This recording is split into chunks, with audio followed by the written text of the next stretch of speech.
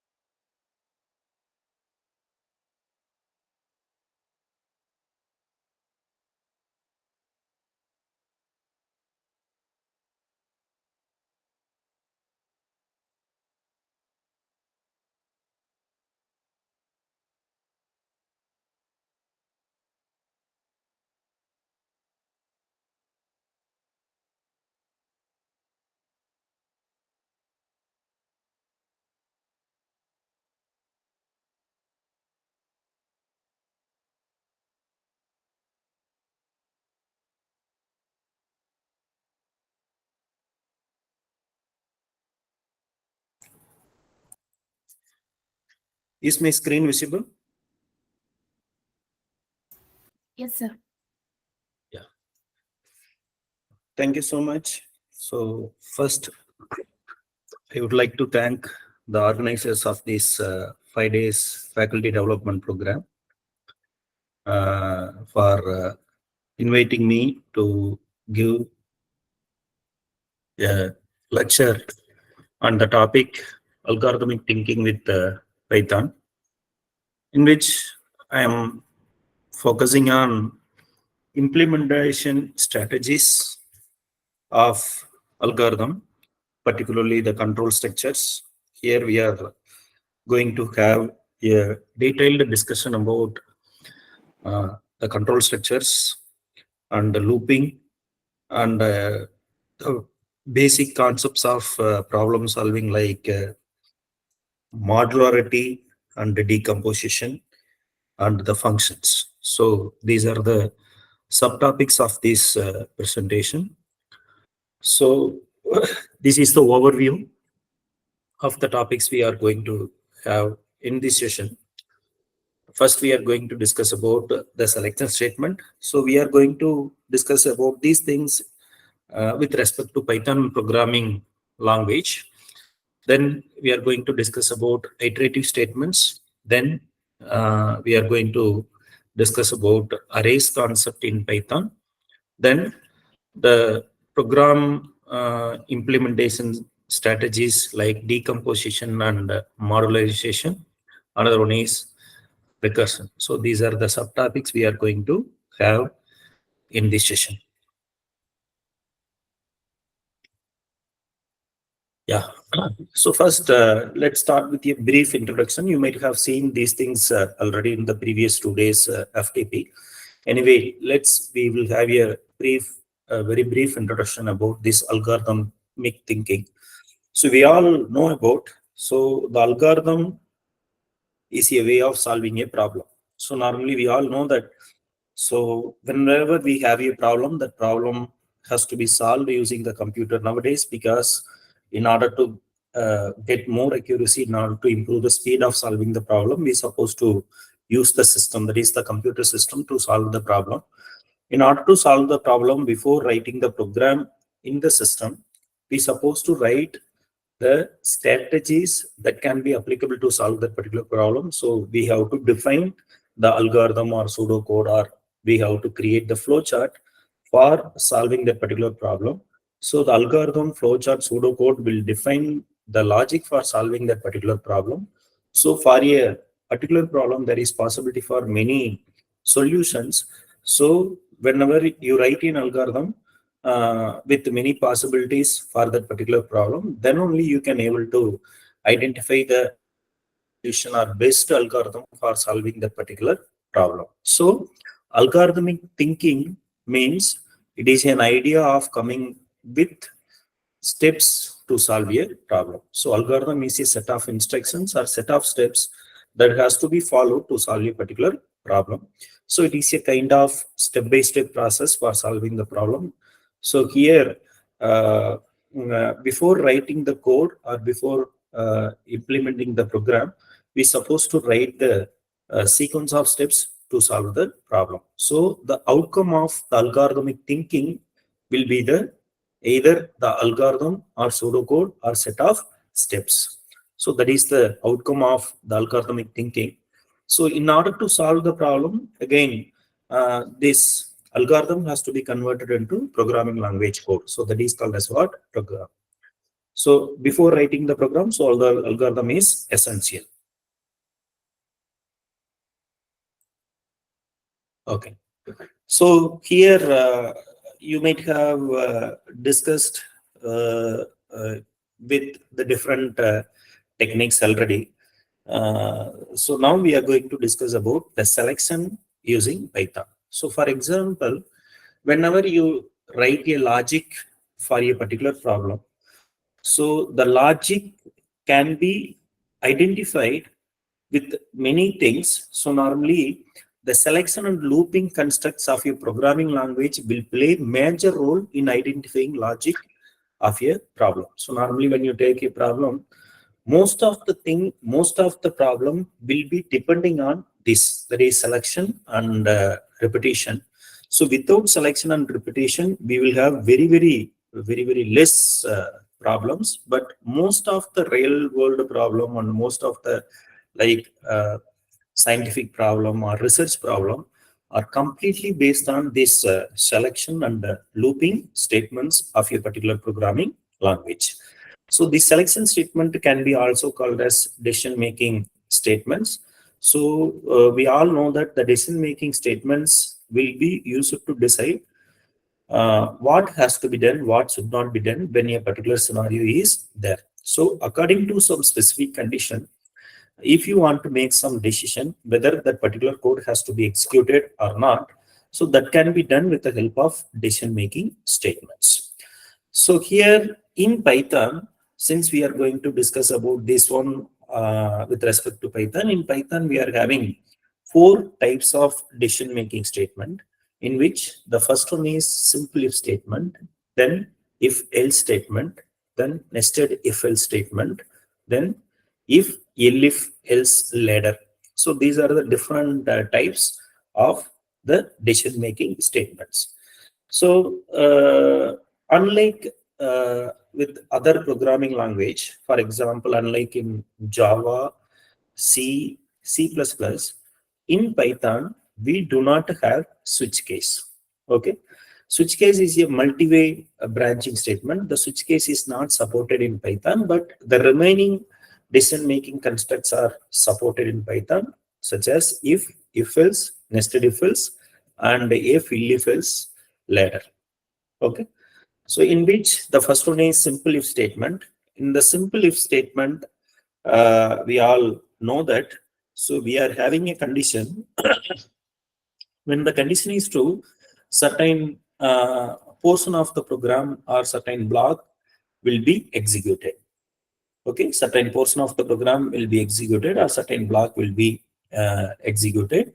If the condition is false, nothing will happen. So that is called as simple if statement. So here we are having the syntax of simple if statement. If condition, if the condition is true, the body of the if statement will be executed. If the condition is false, that will not be executed. So particularly in Python programming language, we don't use that opening curly brace and closing curly brace for grouping the statements or for representing the block of a statement or block of a function. We will follow the indentation here. Okay, so here we have to use colon symbol.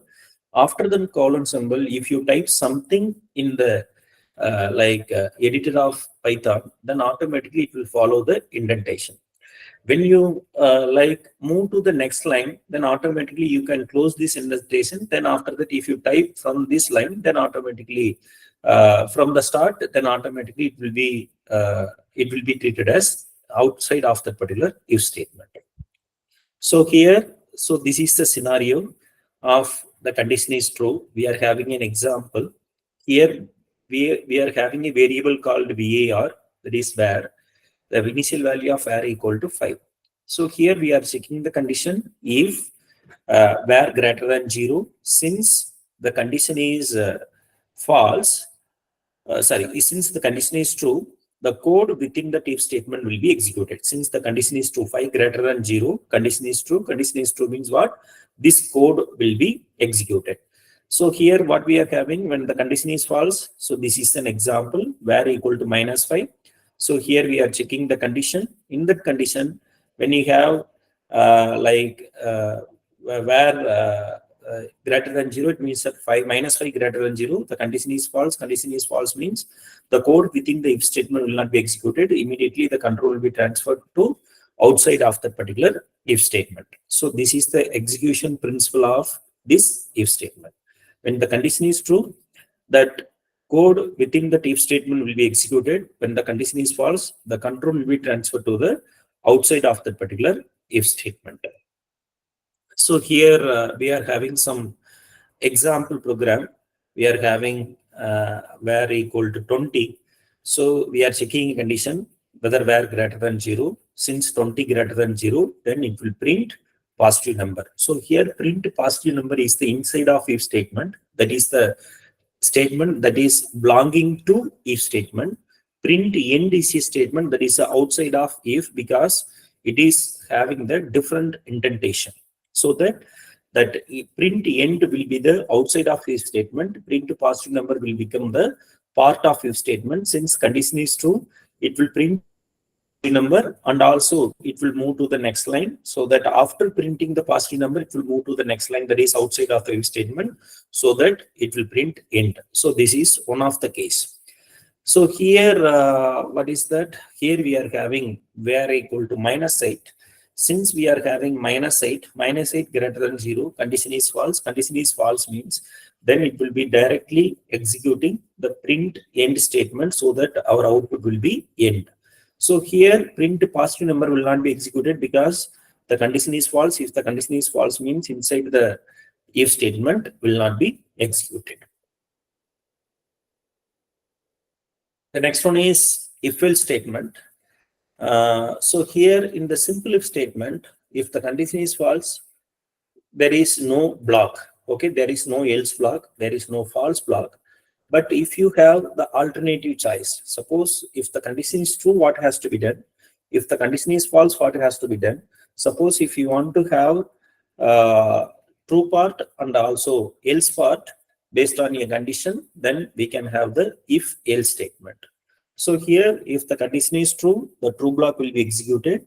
If the condition is false, the else block will be executed. So you can see the syntax. In the syntax, we are having like if condition. If the condition is true, true block of code will be executed. If the condition is false, else block code will be executed. So here we are having two scenarios. So one is var equal to 7, another one is var equal to -5. Var equal to 7 means the condition will become true because 7 greater than 0. So the true block code will be executed. After executing the true block code, then code after if statement will be executed. Then here in the second case, var equal to -5, -5 greater than 0, condition is false. If the condition is false, else block will be executed. Then after completing the else block, then the code after if statement will be executed. So this is the if else statement. So here we are having an example code. So here we are creating a variable called var. We are getting an integer from the user. So int input of enter a number. So this line will get the input from user during the runtime of the program. So we are checking a condition where mod 2.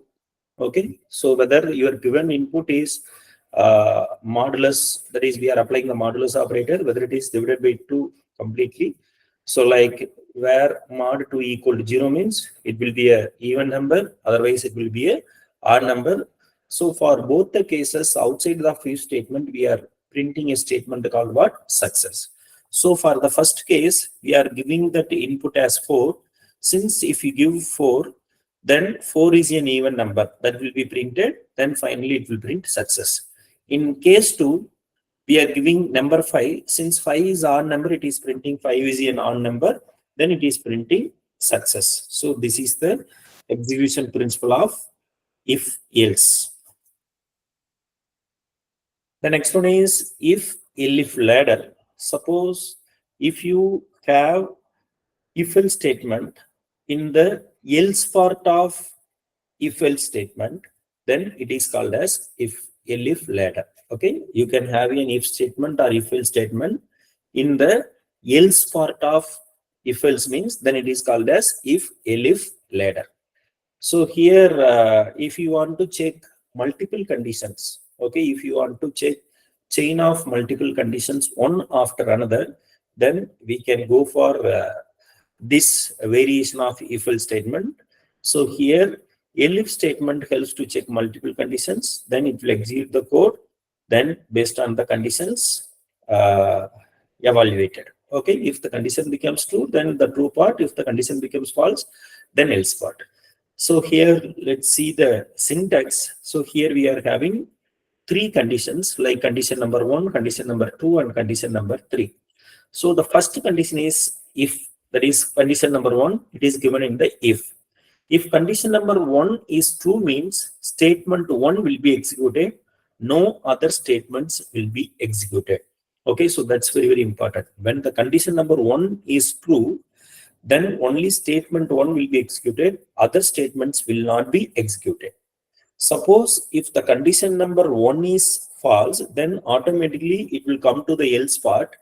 In the else part, we are having another condition called condition number 2. So when condition number 1 false, then it has to check condition number 2 also. So condition number 2 is true means then statement 2 will be executed, then no other statement will be executed. Suppose if the condition number 2 also false, then it will move to the else part of the second if else, so that it will move to the, or it will check the condition number 3. So now if condition number 3 is true, statement 3 will be executed. If condition number 3 also false, then statement n will be executed. So like that it will move. So condition number 1 is true, then statement 1 will be executed.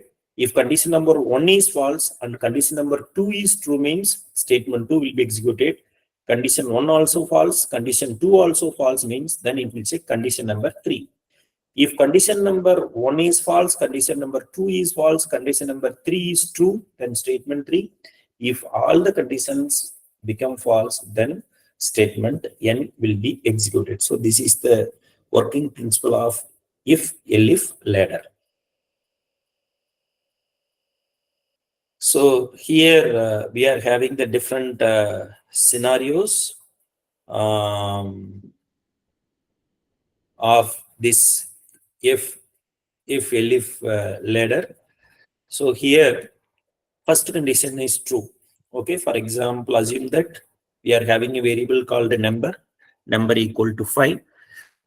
So now assume that 5 greater than 0. If 5 greater than 0, what will happen? This first condition code will be executed. After that, it will come out of that if else, that is if else ladder, so that it will move to the code after if. Suppose if first condition is false, second condition is true means, then this code will be executed. That is second condition code will be executed. Then after that, we'll move to code after if. If condition number 3 condition number 2 also false, then if all the conditions are false, then automatically it will execute the last code, then code after if will be executed. So these are the different scenarios. Okay, so here we are having an example code. We are printing some information on the screen using the print statement like choice list, like 1 means Java, 2 means Python, 3 means G. So like the C program, like that we are having. So now getting an input from user, ch equal to int of input of enter your choice, like that. So based on your input, then it will print that respective output. For example, if you give your input as 1, then it will print you have selected Java. If you give input as 2, then it will print you have selected Python. Then if you print, or if you give 3, then it will print you have selected C language. Then if you give any other choice, suppose beyond 1 to 3 if you give, then automatically it will print wrong choice. Okay, so like that we can form if-elif ladder. The next one is nested if statement. The nested if statement, this is also a kind of if else ladder, but here that inner conditions will be given in true part. So that is the main difference. Suppose if you give the inner conditions in the else part, it will be referred or named as if elif ladder. Suppose if you give the inner conditions in true part, then it will be referred as nested if statement.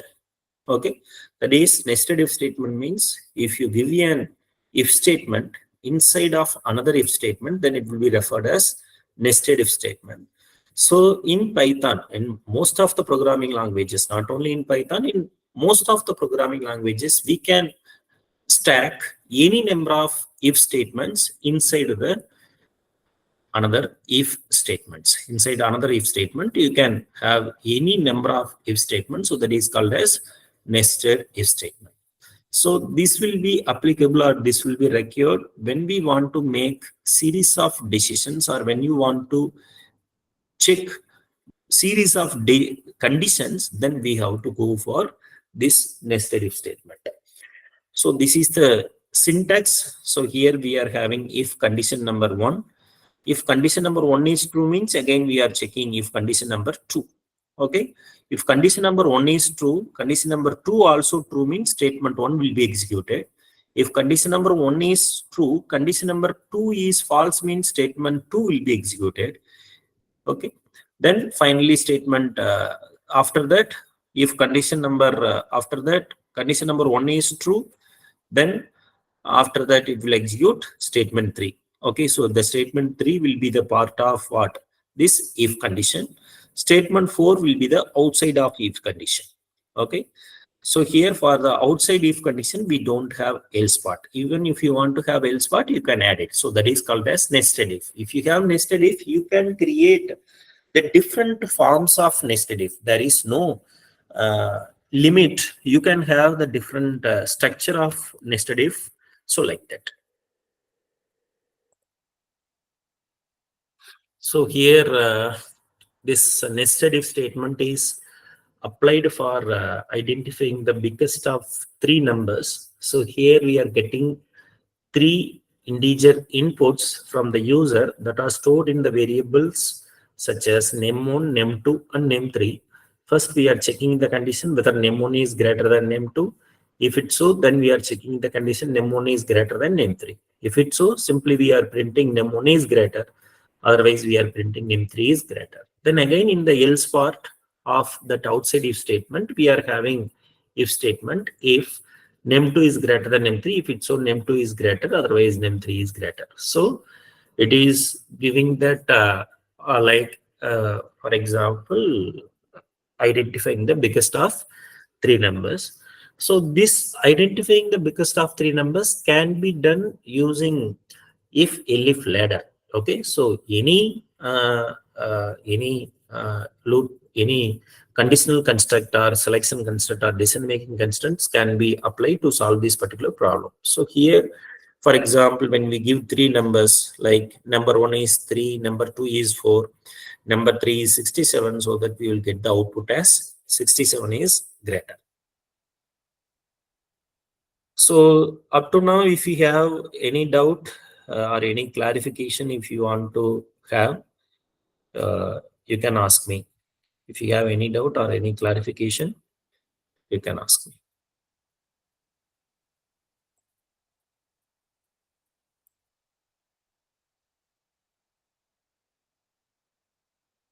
So if you have any doubt or clarification, unmute yourself.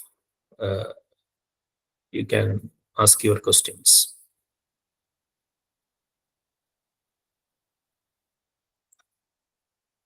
Any questions from audience?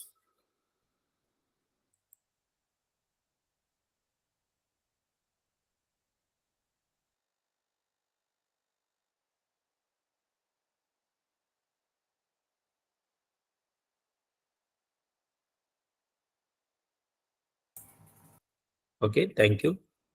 So I got the messages from the audience, no doubt it's clear. Okay. Then let's move to looping statements in Python. So here Yes, of course. So as I told already, when you solve a problem, the selection statement and looping statements are very, very essential. You can take lot of real-time examples and also you can take some simple programs. Most of the logic will be depending on this selection statement and looping statements only. Okay, so here, for example, as I told already, the selection statement or the conditional statement of a programming language will be used to whether a particular portion of a program should be executed or not. Okay, or if the condition is true, what has to be done? If the condition is false, what has to be done? So that will be done with the help of these selection statements. The next one is looping statement. So this is the another important programming language construct. With the help of this looping statement, we can decide that uh, how many times a particular statements should be executed. Suppose some statements of the program or some part of the program need to be executed for multiple times or more than one time, then we can go for looping statements. Suppose if you want to print 10 numbers or if you want to print 100 numbers, then you can't write 100 print statements in your program. Suppose if you write 100 print statements, you just assume that the organization of the code and management of the code will be very, very difficult. Sometimes it is not possible to write the code in such a way. So in order to have uh, the statements for to be executed for multiple times, then we can go with this looping statements. So here we are having three distinct types of looping statements, particularly in Python. One is for loop, another one is while loop, another one is nested loop. Nested loop means a looping statement can be used within another looping statement, that is called as what? Nested loop. So here we are having three distinct types of loop: for loop, while loop, and then nested loop. So first, let's start with the while loop. So for example, if you want to perform some number of iterations, then we can go with this while loop. For example, some set of statements should be executed for a particular number of times, then we can go with this uh, while loop. Okay, so this is the condition, or this is the syntax of this while loop. While condition, when the condition is true, the statement will be executed. After executing this statement, again it will come here. Okay, so that the flowchart is given. So first the control or the execution flow will be entered into the loop. When the condition is true, then body of the while loop will be executed. Again the condition will be verified. Okay, again the condition will be verified. So again the condition is true, then again body of the loop will be executed, then again the condition will be verified until the condition becomes false. The body of the loop will be executed again and again. Once the condition becomes false, then automatically the loop will be terminated. It will go out of the loop. So this is very, very important. While writing the for loop, while creating a logic using the while loop, then we have to create the condition properly. If you not create the condition properly, it leads to like infinite execution of that particular looping statement. Either you will not get the expected output or it will become infinite loop. So the condition formation is very, very essential. We need to properly concentrate on condition formation. Then only you will get the expected output. So that is the concept of while loop. So here we are having an example. So assume that initial value of the variable called var equal to 1. Then we are checking the condition var less than 5. 1 less than 5. Condition is true. Condition is true means what will happen? Var will be printed. Then after that var will be incremented by 1. That is var equal to var plus 1. Then since print statement and var equal to var plus 1 statement follow same indentation, both will be the part of while statement. Okay, so here what will happen? So first var will be printed, initial value of var will be 1, then var will be incremented to 2. 2 less than 5, again condition is true, 2 will be printed, now it will become 3, 3 will be printed, then it will become 4, 4 will be printed, then the var value will become 5. 5 less than 5, 5 less than 5 is false. When the condition is false, then automatically the program will be stopped. It will move out of the while statement. After the while statement or out of the while statement, we don't have anything, so that the program will be stopped. So that the output of this code will be 1, 2, 3, 4. Then next one is for loop. So for example, again, the same task can be done like the while loop also use it to execute some set of statements for particular period of time or particular times. Then for loop also has to be used for executing some statements of the program for particular number of times. So based on the condition, this loop will be executed.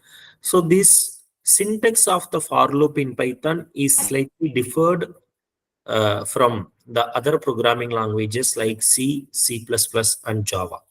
So here we are not having the traditional syntax of this for loop. The for loop is little bit different in Python. So here initially we have to use the keyword called for, then after that we have to use a variable that will be the looping variable. Then we have to use the keyword called in. Then after that we have to give the sequence. The sequence may be anything. The sequence may be an array or a list or a string or a tuple or a dictionary, or it may be anything. So here that looping variable we have to use, that looping variable has to be used for retrieving the elements from the sequence. Okay, then after that we have to give the colon operator. After the colon operator we have to mention the we have to give the statements that have to be executed for each iteration. Okay, so here that variable will take the value of each element from the sequence during the each iteration. So here the code which are given within the loop will be executed during the each iteration. Whenever the sequence like that the pointer of the sequence reached the end, then automatically the variable will not have any value from that sequence, so that the execution will be stopped. Okay, for example, here we are having a sequence, for example, name list. In the name list, we are having 4 elements, 1, 2, 3, 4. So here for name in name list. So first, during the first iteration, it will take 1, second iteration, it will take 2, third iteration, it will take 3, and fourth iteration, it will take 4. So every element will be printed. And this can be done in another ways also. So here, I think you all might have know about this Google Colab. Okay, so this is one of the like online interpreter for developing the Python program. Google Colab we might have used already. So let us demonstrate some simple programs, some sample programs using this Google Colab. So here what we are doing, assume that we are having a sequence. Okay, for example, when we have a string, in string we can have like Python program, we are having a string.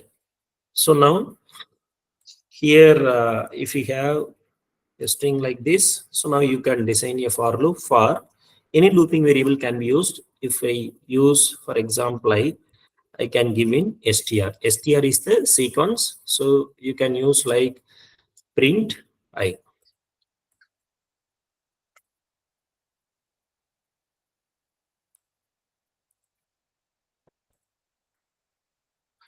Okay, suppose if you give like this, if I run this code, so we are getting that output Python program. That is, first during the first iteration, I will take P. In the second iteration, I will take Y. The third iteration, I will take T. So during each iteration, one element from that sequence will be stored in this iterating variable. So str is the sequence, then here I is the looping variable. During each iteration, that I will have n element. Okay, the first element, second element, third element, fourth element. Once it reached the end, then after that, I will not have anything, so that looping will be closed. The looping will be terminated. So this is the one format of for loop in Python. So here we are having another important function. So that is called as range function. The range function can be used to generate a sequence of numbers and within a specific range. Okay, for example, you can fix a range. Within that particular range, if you want to generate some sequence of numbers with a different interval, then we can go for range function. The range function can be used along with this for loop. Okay, for example, the range can be used like this: range of start, stop, and then step. Start value indicates the starting. Start indicate the starting value of sequence. Clear? Sometimes it is optional. Okay, either if you want to give, you can give. Suppose if you not give, by default the start value will be 0. Okay, then the stop value can be like, so the last value. So before that, the values will be printed. For example, 10, 20, 100. So here the maximum value can be printed. Maximum value can be given for the stop. Stop is the ending value of the sequence. So the sequence will be stopped before reaching this value. Then next one is step. Step value indicates how much increment has to be done, okay, in that sequence. Okay, so that is called as what? Like step value. If you not set the step value, by default the step value will be 1. Even if you give the step value, so based on the step value, it will be working. So for example, let us consider an example. In this example, we are having for I in range of 4. Since start value is not given, so that start value will be 0. By default, the start value will be 0. Since step value also not given, the default step value will be 1. So that our output will be 0, 1, 2, 3. That is not 4, because already I mentioned that the ending stop indicates ending value of the sequence. The sequence will be stopped before reaching this value. Okay, that is end value minus 1 will be considered for this range. This is one of the example. The another example is like this: 0, 5. 0, 5 means that is 0, a we are giving. Since a has been assigned with 5, 0, 5, so that our output will be 0, 1, 2, 3, 4, like that. Since step value is not given in this example, the default step value will be 1. So here the another example, we are giving a equal to 10. So for example, for I in range of 0, a, and then 2. 0 is the start value here, a is the stop value here, 2 is the step value here. So that first value will be 0.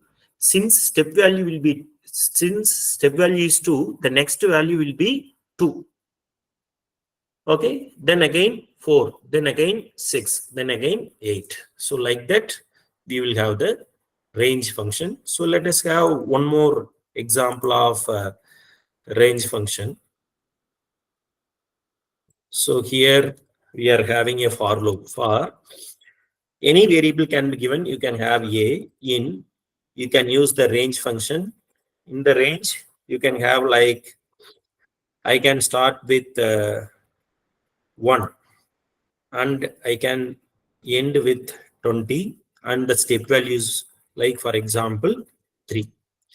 So here, if we print a,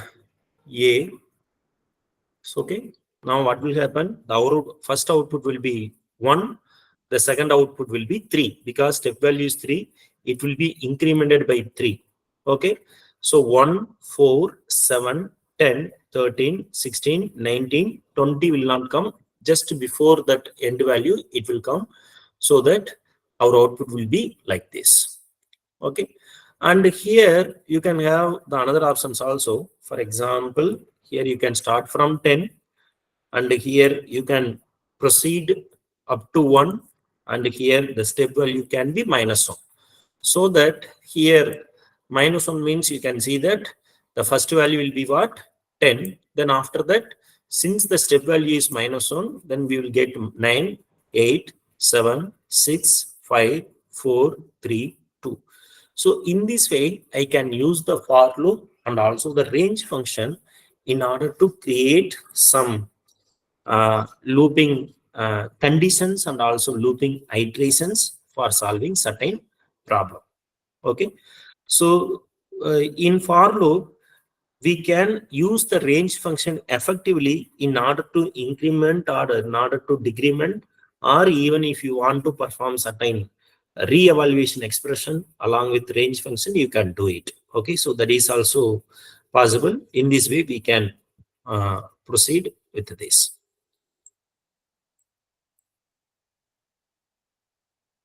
So here, what we are using a for loop just for calculating the factorial of a given number. So first we are getting the input for the variable n, so that we are using int of input of enter a number to find the factorial value. So we are initializing the value with 1, that is factor value with 1. Then after that, we are creating a for loop for I in range of n. First value is what? N.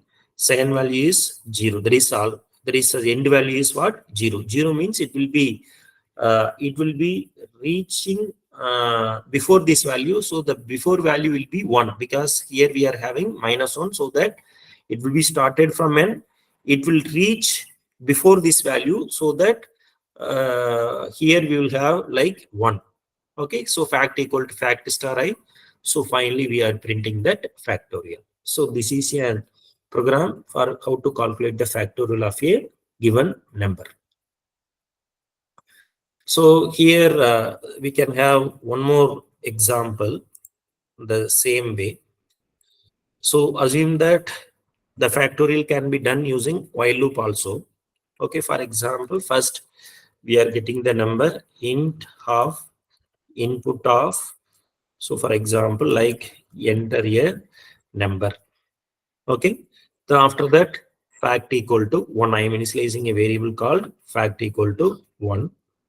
Then so we have to use a while function. Okay, while statement, we plan to use the while, so that while we are getting like we are formatting a condition. We are creating a condition called n greater than 0. Okay, so that fact equal to fact star n equal to n-1. So here after that we are printing the factorial of the given number is we are printing in fact. Okay, so while loop also can be used. So it is asking entry a number. If we give 6, the output is what? The factorial of the number is 720. Okay, you are getting that output. So this is the way of using the looping statement. Suppose if you not use this one, okay, suppose here it's very important. So the condition and re-evaluation expression is very important. Okay, suppose if you not give the re-evaluation expression, that is n equal to n-1, then if you run this code, then it is asking the number, for example 3, then it will be continuously running because n will not be changed. So the fact will be calculated always. The condition will be always true. The condition will not become false, so that this will become infinite execution. Okay, this will become infinite execution, so that while using the looping statement, the two things are very important. One is the condition, another one is the re-evaluation expression. Re-evaluation expression means this statement n equal to n-1. So that is very important. So then only you will get the correct output. So for example, if you give 4, we are getting the factorial of like this. Suppose even if you make some condition like this, okay, n less than 0. Okay, suppose if you have like this, then you are giving the number 5, but factorial is 1. So here If you make mistake in the condition, you will not get that expected output. Okay. So here what is happening? So if you not properly concentrate on condition and re-evaluation expression of the looping construct, either it leads to infinite loop or it leads to like unexpected output. Okay, you will not get the correct output, you will get the wrong output. So that is called as, that is like challenges, or that is issues, or that is like place where we have to put our concentration in looping. Yeah. So the next one is nested looping statements. So as I said already, in the nested looping statement, we will have a loop statement within another looping statement. If you create a looping statement inside another looping statement, then it will be referred as nested looping statement. So here we are having two variations. That is, we are using the nested looping scenario in for loop. We are using nested loop scenario in while loop. So here in the first one, for loop. So here we are having for variable in sequence. Then after that, for variable in sequence. So here we are having the two for loop. First one is the outer for loop. The second one is the inner for loop. When it will check the outer for loop first. If the conditions are satisfied in the outer for loop, then it will move to the inner for loop. Okay. Then again condition will be verified. Okay. If the inner for loop conditions also uh, true, then the looping statements will be executed. Otherwise, the looping statements will not be executed. So here also what will happen in the while statement, we are having two while statement, while condition and while condition. So first one is the outer while condition. The second one is the inner while part. So first it will check the outer while part. If outer while part condition is true, then it will check the inner while part condition. If both conditions are true, the statements will be executed. So whenever you go for the nested looping construct, you can have the different variation.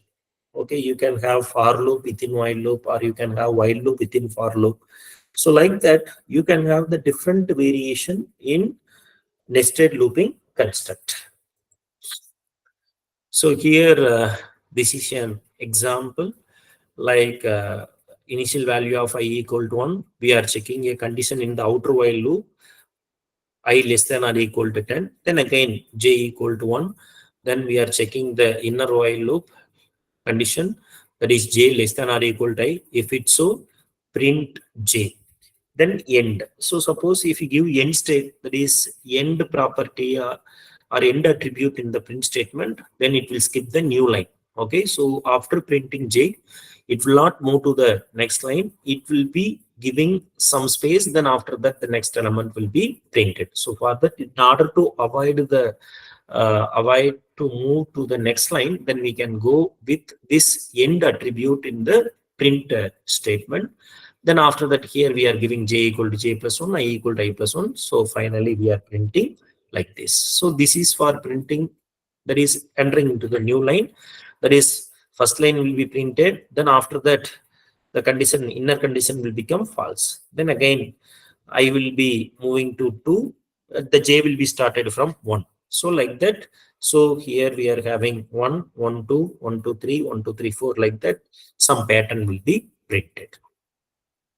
Okay, particularly if you want to deal with the two-dimensional array, or if you want to like print this kind of pattern, then we have to use this nested looping statements.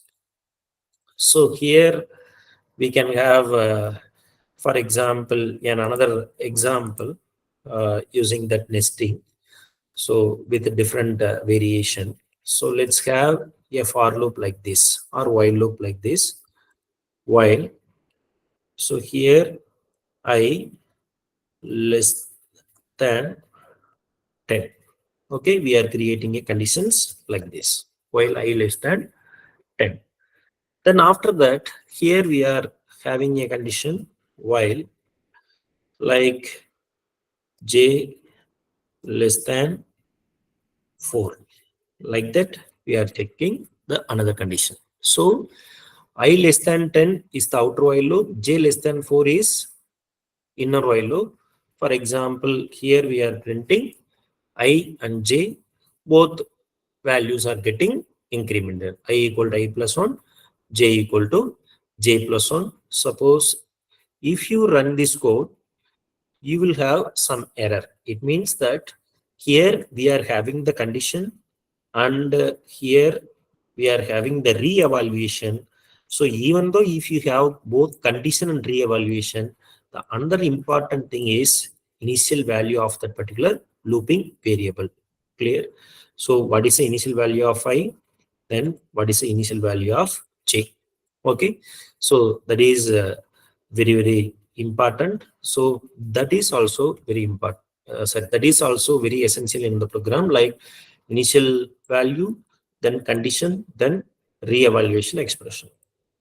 Okay, so now if you run this code, we will get that output like this. Okay, for example, it is printing. So now it is becoming the infinite loop. Okay, this is becoming infinite. So now we have to change the re-evaluation expression in order to stop this code. So now what we have given, so 1 less than 10, the condition is true. Then 1 less than 4, that condition also true. Then what is happening? Again, print I equal to j, I comma j will be printed. Then after that, I equal to I plus 1, j equal to j plus 1. So now what we have to do? So here I am making like this. Suppose outside of this while loop, when this condition is false, then again I have to use like I equal to I plus 1. So like that, then again j can be started with 1. So like that I can do it. I'm making some modification here. So now you will get that output like this. Okay. So this is very important. So when we write a loop, one is initialization part, another one is conditional part, another one is the re-evaluation part. If you make any mistake in these three components, either it leads to infinite loop or it leads to unexpected output or wrong output. Okay, so this is very important here. If you have any doubt in this, you can ask me. If you have any clarification or doubt in looping statements, you can ask.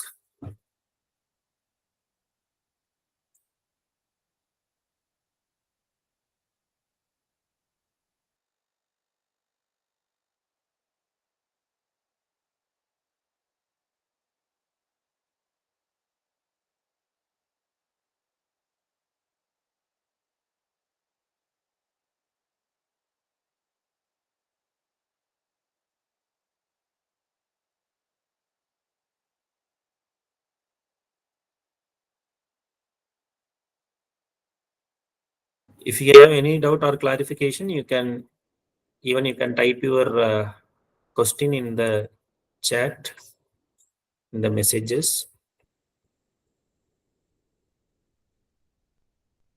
Any doubt?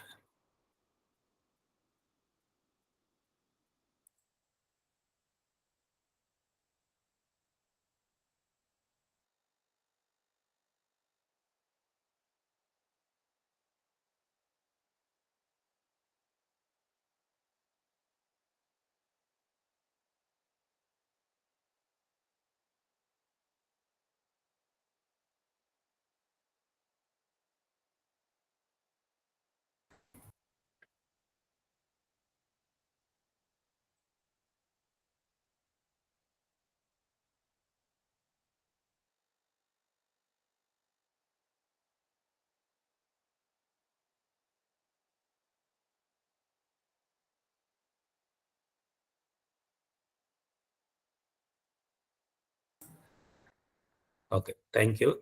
So now let's proceed with the next one. So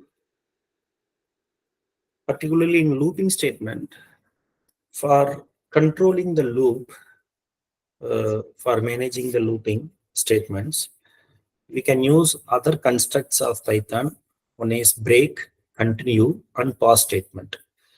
So we have this uh, break and continue statements in other programming languages like in C, C++, Java, in C Sharp, like that. But the pause statement is additionally available in Python programming language. Along with break and continue, we have another important statement called what? Pause. Okay, so first let's start with the break statement. So the break and continue statements are acting as loop control mechanism. Suppose if you want to terminate the loop or if you want to move to the next iteration of the loop, then we can use either break statement or continue statement. So uh, this is a loop control mechanism. Suppose if the compiler or interpreter executes the break statement within a loop, then it will immediately exit from that loop and it will transfer the control or execution flow to the next statement outside of the loop. Okay, so that is the purpose of break. If you want to move the control or if you want to move the execution flow to outside of the loop based on some specific condition, then we can use the break statement. Okay. So here, this is the syntax. So in the syntax, we are having for loop or while loop. In the while loop, we are having some statements. After executing this statement, we can check a condition. If the condition is true, we can use the break statement. Okay, then you can give some other statement also, then loop end. So when the condition is true, then automatically break statement will be executed. Whenever the break statement is executed, then automatically it will move out of the loop. Okay. So here we are having a for loop in this example. In this for loop, we are using a range function 0, 5. We are printing I value. Once the I value becomes 3, then immediately we are terminating a loop at I break, so that it will print 0, 1, 2, 3. So after printing 3, I value will be equivalent to 3. The condition is true. Condition is true means it will print a message terminating the loop at I equal to 3. Then break statement will be executed. When the break statement is executed, then automatically it will move out. Okay, so this is the use of break. So here, this break statement can be used in nested looping construct also. Whenever you use the break statement, like inside the or inner loop, then it will come out of only the inner loop, not the outer loop. For example, here we are having for I in range, then for j in range. We are giving break statement when I equal to j, so that whenever the break statement is executed, then it will come out of the j for loop, not I for loop. Okay, so that is the like concept of break. So these are the some of the key points about the break statement. Break statement is a loop control statement. It can be used to exit for loops and also while loop. Break only exit the innermost loop in a nested loop. Suppose if you have the nested loop concept, then it will come out of only the innermost loop, not the all loop. That is very, very important. So it cannot be used to exit an if statement unless the if statement is given inside of your loop. Okay, it means that simply you can't give the if statement. Within that, you can't give the break statement. That will not work. It can be used along with the if statement when the if statement is in loop only. So that's very, very important. So these are the key points. So the next one is continuous statement. Before the continuous statement, let's have a small demonstration about this break. So here, assume that I equal to 0, we are having, then we are forming a while loop while I less than 10. Okay, I less than 10. So here what we are using, we are printing I value. then I equal to I plus 1, we are incrementing the I value. When I becomes 5, break. Suppose if you not give this one, for example, if you not give this one, then it will print the value from 0 to 9. You can see here. Suppose if you give the break statement here, whenever I becomes 5, then automatically it will execute the break. So here what will happen? The values will be printed from 0, 1, 2, 3, 4. So whenever I become 5, then automatically it will be executing the break. Okay, so this is the usage of break statement. Suppose if we have like this, simply, for example, without without loop, if you give the break statement, then it will show the error. Okay, the syntax error will be displayed. That is break outside the loop, so we can't use. As I told already, in the important key point, it cannot be used. That is, the break statement cannot be used to exit an if statement unless the if statement is inside of a loop. So that is the important point. So here, as per the rule, since the break statement is used in if statement without loop statement, so that it shows the error. Next one is continue statement. So as I told already, the continue statement will be used to move to the next iteration. So in the loop statement, we can give the continue statement.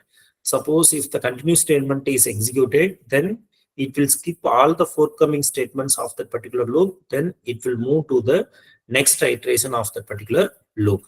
Okay, so here we are having for loop or while loop we can have.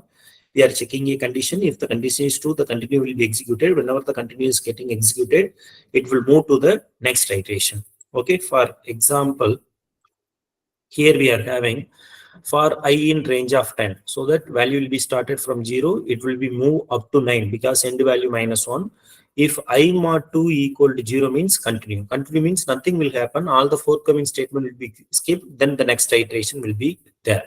So now what will happen? 0 mod 0, 0. 1 mod 2 means then it will not be equivalent to 0, so that the continue will not be executed. So it will be printing only odd number here, so that we can use continue here. Okay, in order to print odd number, we can use continue here. Then next one is this is the another code in which we are having the continue statement, how the continue statement is getting used. So this program is just for checking whether a given number is prime number or not. Okay, you all know about the conditions for checking the prime number.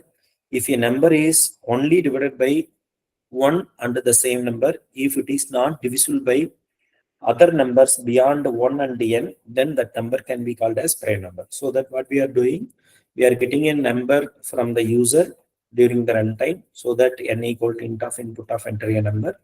Then we are initializing the value of I, that is I equal to 2. Just we have to check the condition. How we can identify the logic is for checking the prime number, we have to take a number, we have to check whether that number is divisible by beyond 1 and n. Suppose if it is divisible, then we can say that the given number is not prime number. If it is not divisible by 1 and n, not divisible by other numbers beyond 1 and n, then we can say that that number is prime number. So that first we are initializing the value of I equal to.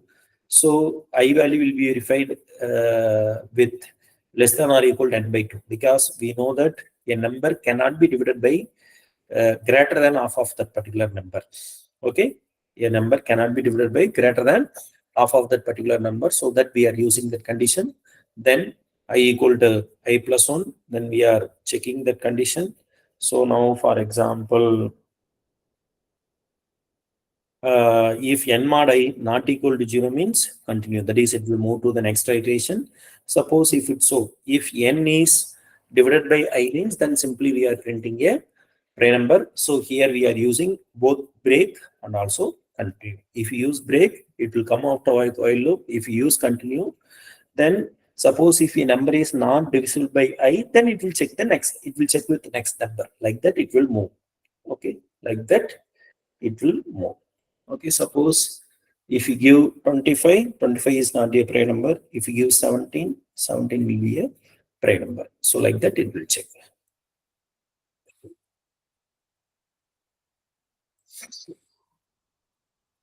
Next one is pass statement.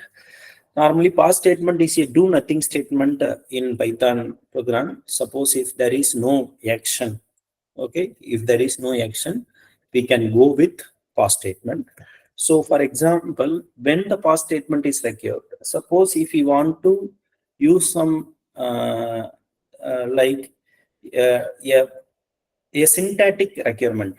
Okay, if you need or if you want to have a syntactic requirement, then we can use the pass statement. For example, if the condition is true, certain action has to be done. If the condition is false, nothing has to be done means, suppose if you not give the else part, then like the programmers or tester will get some confusion if the condition is false, what they are doing. Okay, suppose if you want to give the pass statement in the else part, then simply they will easily understand.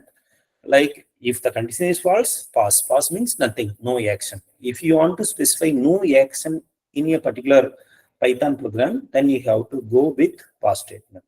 This pass statement can be used in a condition or in a loop and also in a function. Okay, so that is a pass.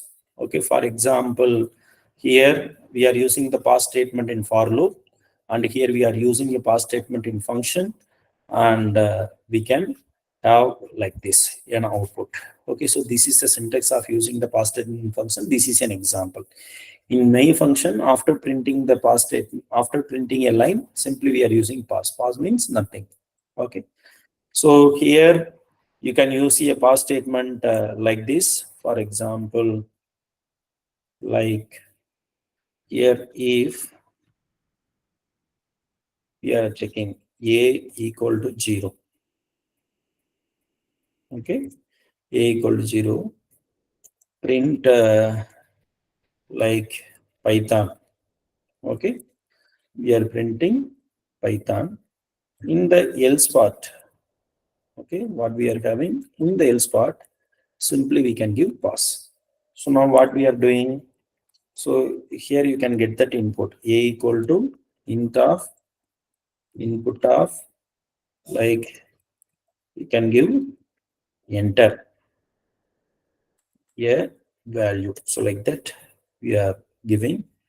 So now when I run this code, so it is asking a number. Suppose if I give the input as 0, then it is printing Python. Suppose I am running the code again.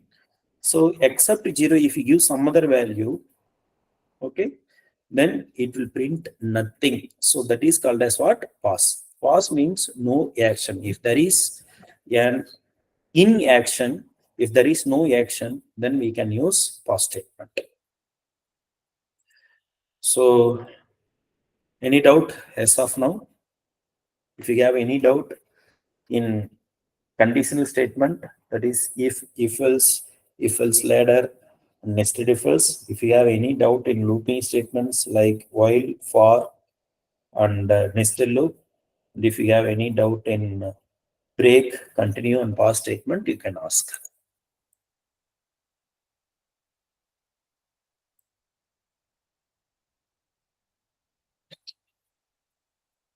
Okay. The next, we shall proceed with the next topic, creating and using arrays in Python. Okay, so this is the another one.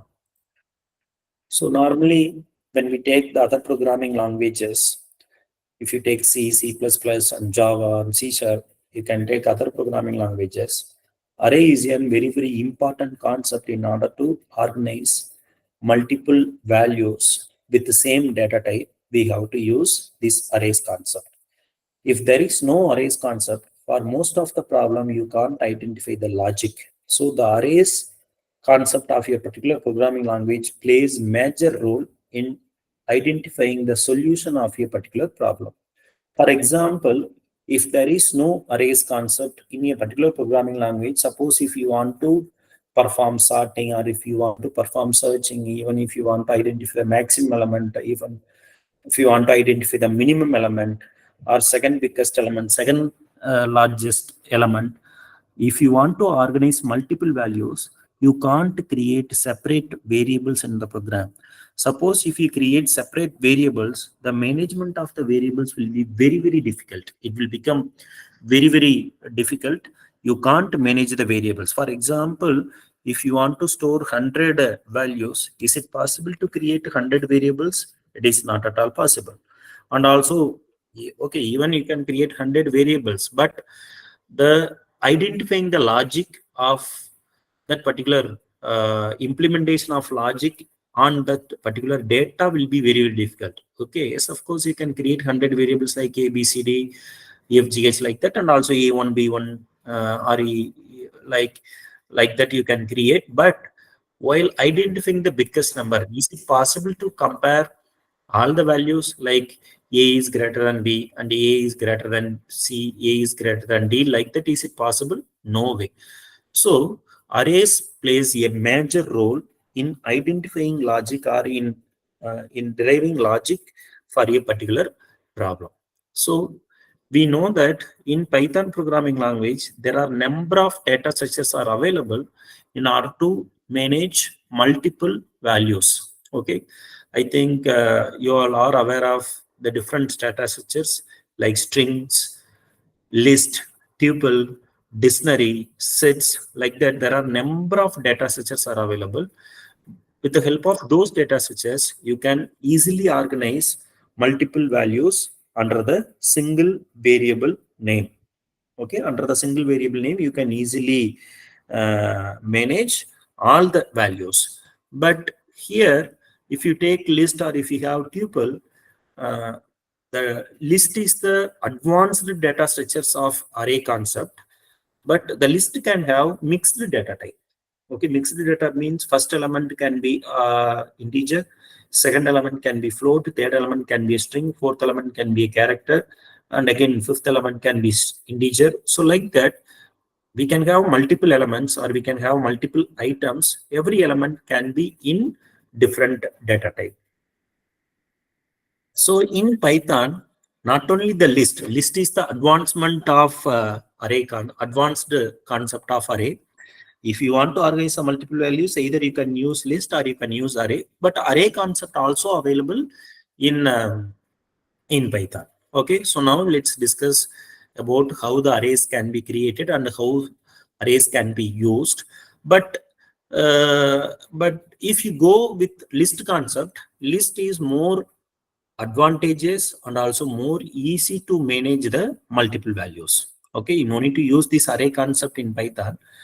Anyway, we are having in this since we are having in the syllabus, we are going to discuss about it. But the list concept has more uh, advantage features of multiple values. Okay, when comparing with array. So as I said already, the array is a collection of elements, and here we can store multiple items with the same data type. Okay, if you want to store same data type of values, then we can use this arrays concept. Normally, whenever you create an array, the array will be started with the index value as 0. Okay, normally if you want to store 10 elements, the index elements will be created from 0 to 9. So here, let's see how to create an array in Python. So in Python, arrays can be created by importing a module called array. We are having a built-in module called array. So by importing the built-in module called array, we can create a array in Python. So in that array module, we are having a built-in function called array. In the array module, array is a module. In that module, we are having a function with the same name, array function. So array function can be used to create an array. So first argument, okay, this array function takes two arguments or two parameters. So the first argument will be the data type. The second argument will be the set of values or value list. Okay, so this array function will be used to create an array in Python with the specified data type, with the specified value list as arguments for this particular function. Okay, so here an example is given. In this example, we are importing the array module. So the array module can be imported using the import statement, import array, and we can have the alias name for this particular array. So that alias name is ARR. Okay, instead of using array everywhere, simply you can use ARR. Array is a module here. That alias name we have set here. That alias name is what? ARR.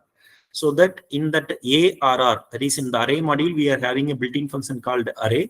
So first we have to specify the data type. The data type means that what data type we are going to have, like whether it is integer or float or double, like that.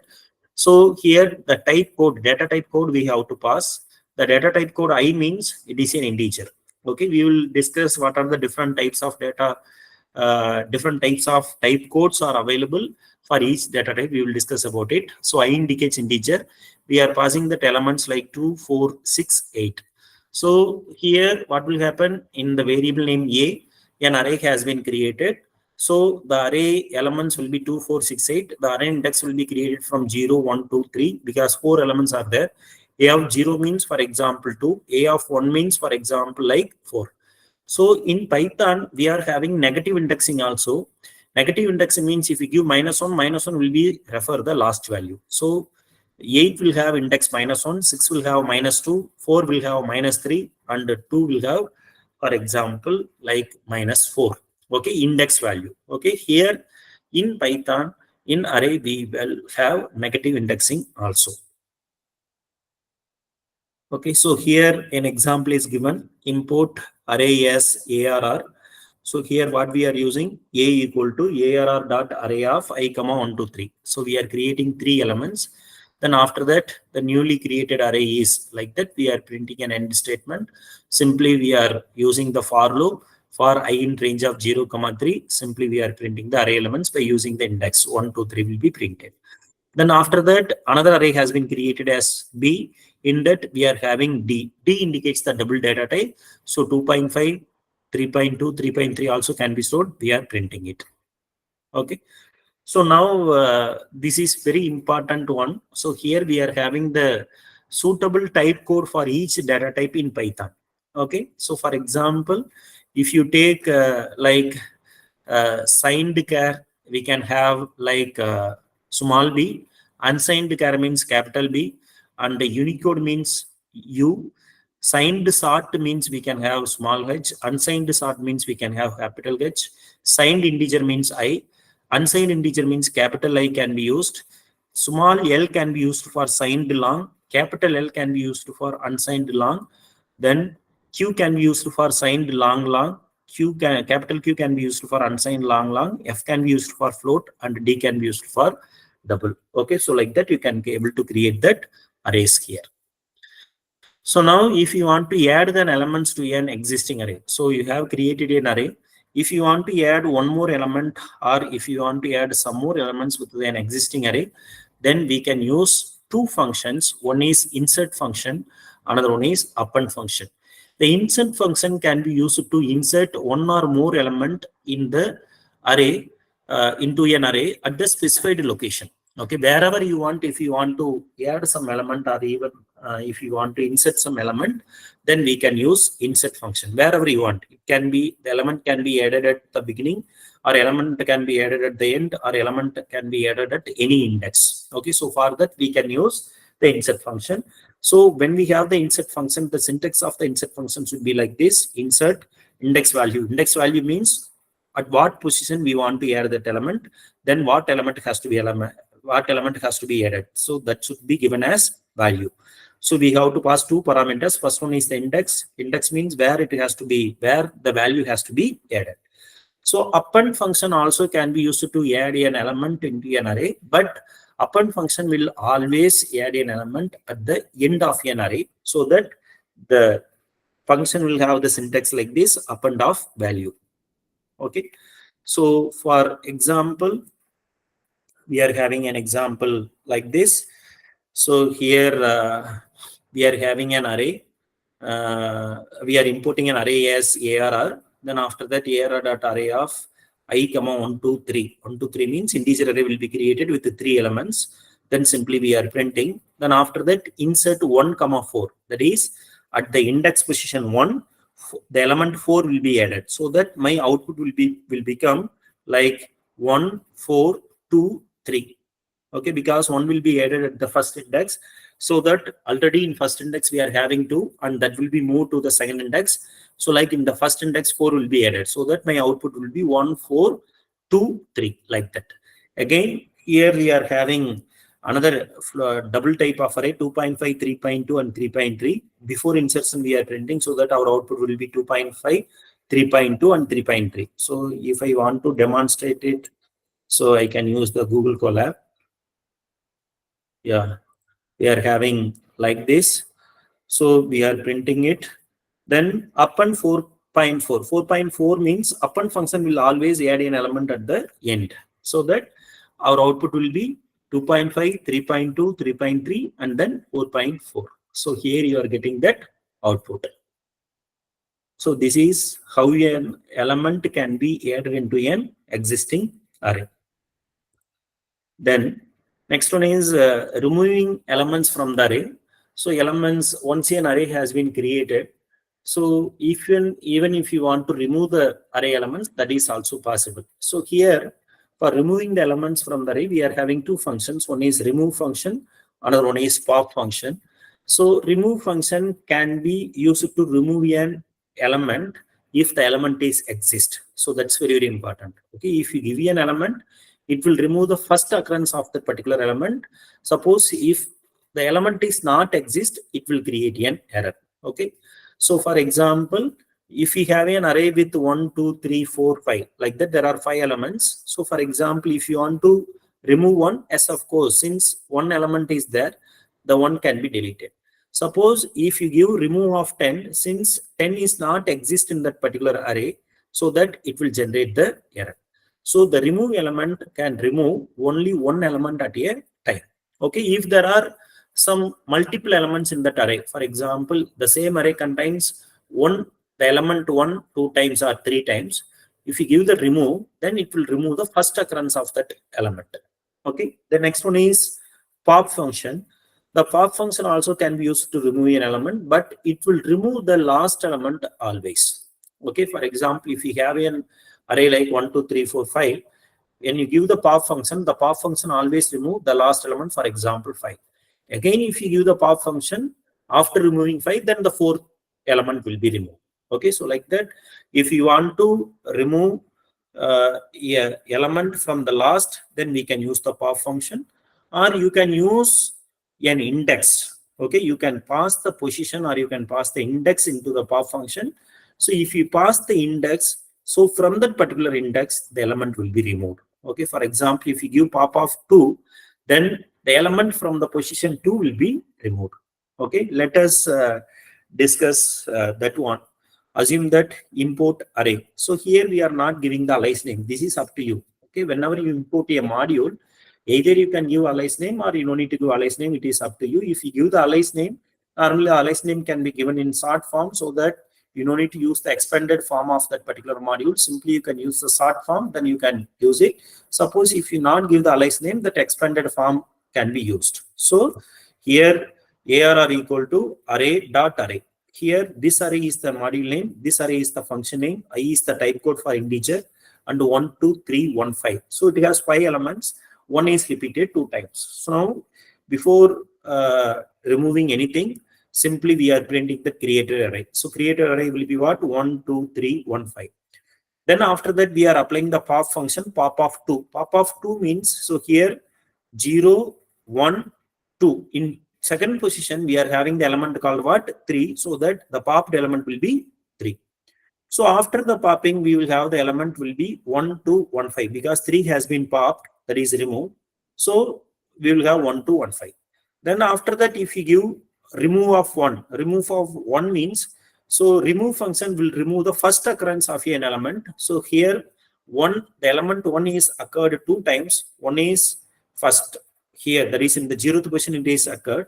In second position it is occurred. So remove function will be used to delete an element 1 at a time, so that if you give array dot remove of 1 means, then it will remove first occurrence, so that our output will be 2 and 5. Again, if you apply the remove of 1 means, then again that second occurrence also will be removed, so that our output will be 2 and then 5. Okay, so this is the remove function and pop function. Next one is slicing of an array.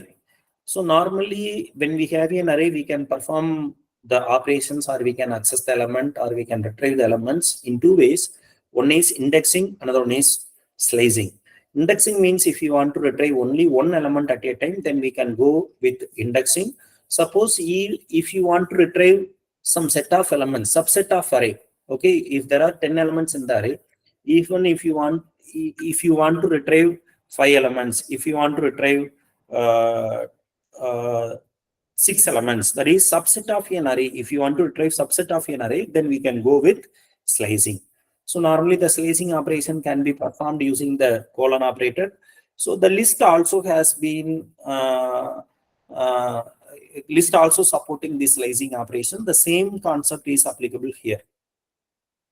So normally we know that the 0 will be the starting sequence or starting index. So for example, if there are 11 elements, 10 will be the ending sequence, and also you can have -1 also. -1, -2 also will be possible. Negative indexing also possible. 0 means first element, first means second element, second means third element. And again, the length of the array will be the last, length of the array -1 will be the last index. Similar to that, since negative indexing also applicable, -1 will be referring the last element, like that -2 will be the next to last, then after that, in such a way it will proceed. Okay, either negative indexing or positive indexing can be applicable in that array. So here, let's have an example for slicing. Assume that we have a integer array. We are having a list 1, 2, 3, 4, 5, 6, 7, 8, 9, 10. There are 10 elements. So here we are passing it to an array function, so that it will be converted into array. So now what we are doing, simply we are printing all the elements for I in A, like that we are printing, so that it is printing all the elements like 1, 2, 3 to 10. In the output you can see. Then after that we are creating a sliced array. In the sliced array, what we are doing, A of 3:8. 3 will be the starting index, 8 will be the end value, but 8 will not reach 8 -1. Up to 7, the value will be taken. Okay, so that the values will be from 3 to 7 will be considered as the sliced array. So index position 3 means we will have 4, 5, 6, 7, 8. Okay, 6, 7, 8. So that will be the sliced array. And here, in the slicing operation, you can have the starting value, you can skip the ending value. Suppose if you give the starting value and if you give the ending value, then if you not give the ending value, then automatically what will happen? It will take up to the last element. Okay, it will start from 5, then it will consider the remaining part. After 5, all the elements will be taken, so that our output will be 6, 7, 8, 9, 10. Because we are not specifying the end value, so the remaining array will be taken. Or you can have like both, you can skip that starting value and you can specify only the ending value. For example, if you skip the starting value, it will take from first and it will reach just before the end value. Okay, suppose even if you want to, if you not specify both start value and end value, then the complete array will be taken. And here you are not specifying the start value and end value. If you give -1, then it will be printing the reverse array. So for example, like -1 means like it will be started from 10, 9, 8, like that. So here in the indexing, sorry, in the slicing, you are having like -2 and -5. -2 means next to last. -5 means like that it will proceed towards the like start of the array. Then -1 means step value will be 1 after 1. So -2, -3, -4, like that it will be taken.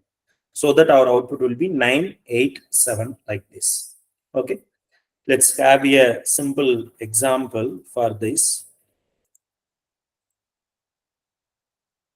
Yeah, suppose if you have an array like this.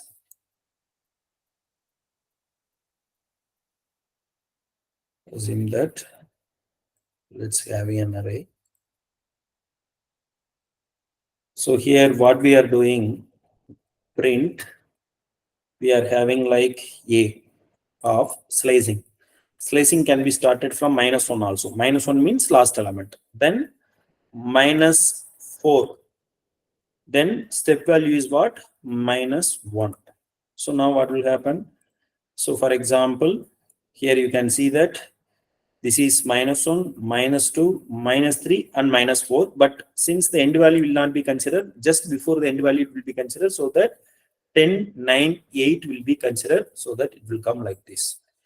Suppose if you give the step values -2, and here if you give like around -6, then you can see that output. First one is 10. Then after that, 9 will not come because step value is -2. So that we will have 8. Then again 7 will not come, again 6. Okay, so like that it will be considered. Okay, so this is called as what? Slicing. Slicing means just take subset of an array. Okay, if you want to retrieve subset of an array, then we can go for slicing operation. Then next one is searching an element in an array. So here in Python, we are having a function called index function.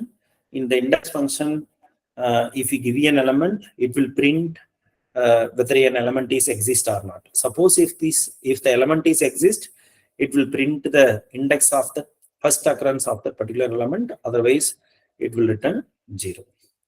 Okay, so like that. So here we are having an array in which we are using index of 2. Index of 2 means 2 is occurred at 1. Index of 1 means 1 is occurred at 0. Okay, like that it will be printed. Okay. The next one is other functions like counting an elements in an array. If you want to, for example, the array can have the duplicate element also. Suppose if you want to identify how many number of times a particular element is occurred, then you can use the count function. The count function will be used to print how many times that particular number is occurred. If you give count of 2, 2 is occurred 3 times, so that our output will be 3. The number of occurrences of the element 2 is 3. Like that it will be printed. So the count function is used to identify how many times an element is occurred in the array. Then next one is reverse. So here what we can have, like if you want to print that original array, yes, of course you can do it. You can apply the reverse function. So if you apply the reverse function, the array will be reversed and that will be stored. Okay, so that simply you can apply the reverse function in order to print the elements in the reversed order. Then extend element from the array. For example, if you want to concatenate 2 array, that is simply possible by applying or by using the extend function. You can extend an array. Okay, for example, we are having an array like 1, 2, 3, 4, 5. If you want to extend along with the 6, 7, 8, 9, 10, simply you can use a dot extend of the new array can be given, so that automatically what will happen, 6, 7, 8, 9, 10 also will be added into 1, 2, 3, 4, 5. So this is called as what? Array extension. Any doubt as of now? If you have any doubt in arrays concept, you can ask me.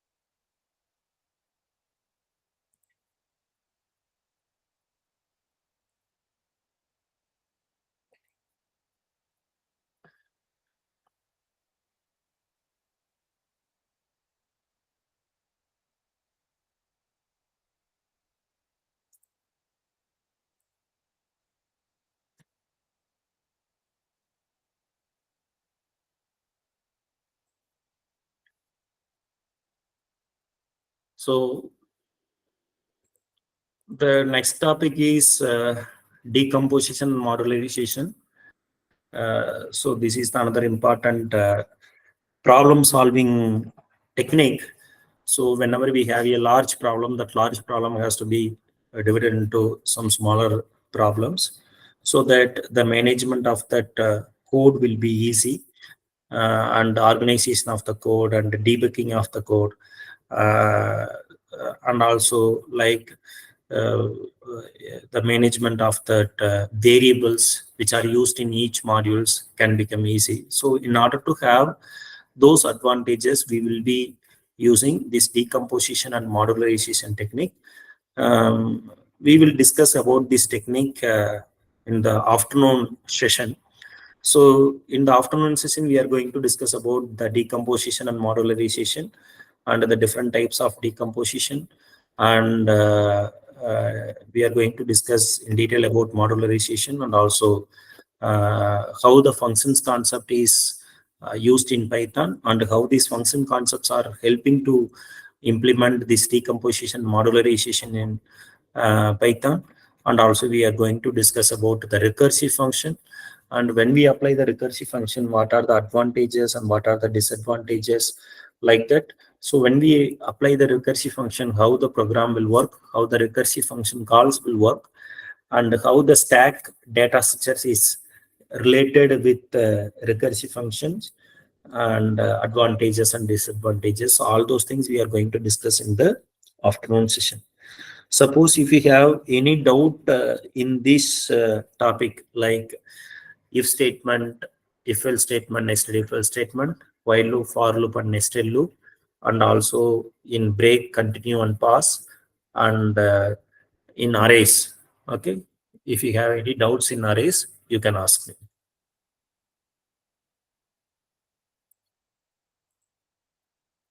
If you have no doubts, then we can wind up this session. Then again, we will start by 2 o'clock sharply.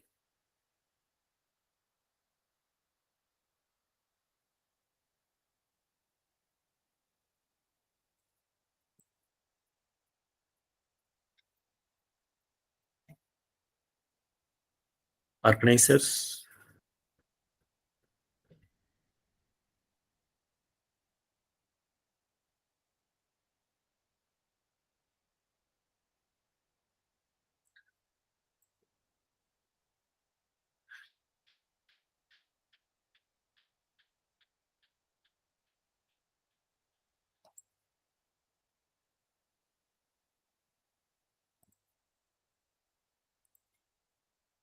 Organizers, shall I close it now?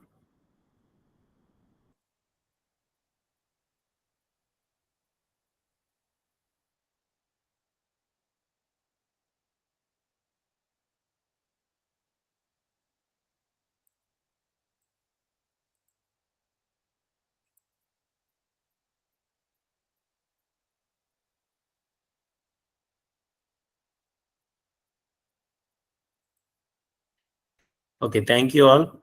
If you have any clarification, you can ask me. Otherwise, you can leave the session.